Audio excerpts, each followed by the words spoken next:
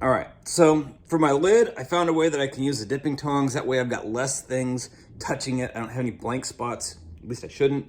So I found a good way to put the dipping tongs on my handle. They got a pretty good solid grip.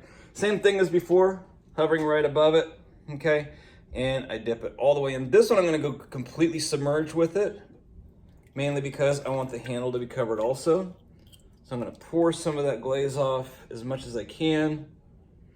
And again, I had that same problem where I've got glaze on the edge of the lid. I'm gonna have to clean that off in a little bit. Once this dries a little bit, set it aside. Clean these off. Okay. And then we'll come back to my box here. All right. You can see where I've got my finger marks from where I was holding it. This is dried off. This has taken about 5 minutes or so. No, not even that, but I'm gonna go ahead and use a little bit of glaze here, blob it in there, okay? Notice how I'm dabbing it on there with my paintbrush, okay? Rather than trying to paint it on so I don't rub that away. Got one more little spot here. Kind of wish I went a little bit lower on that, then when I could clean off, give me a little bit cleaner line. Yeah, you know what? I think I'm gonna go ahead and do that.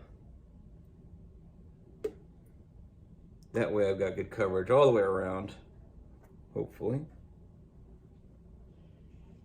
There we go.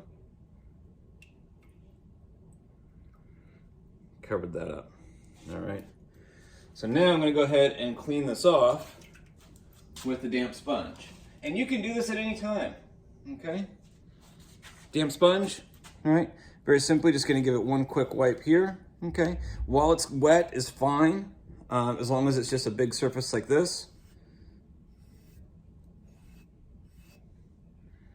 And that should be good for the bottom. Gotta clean off my sponge.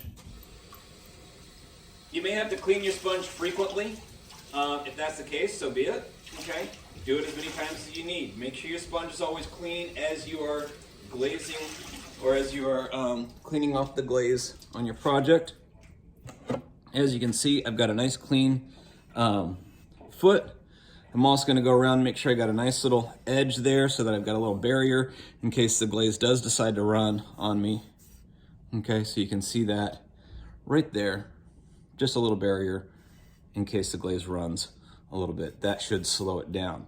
Now, as I mentioned, top edge, I've got to clean that off. All right, again, like I said, I like to use the side of it, side of the sponge. That tends to work pretty good. I can then kind of rotate it around.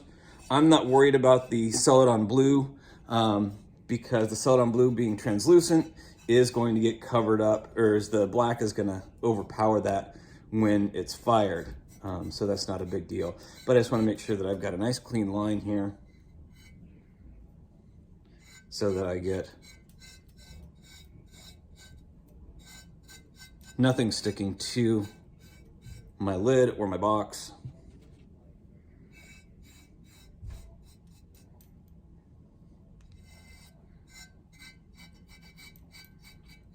Just like so.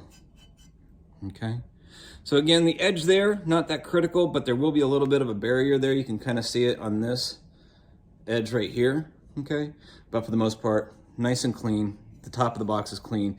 Anywhere that that's going to touch my lid, I'm not worried about.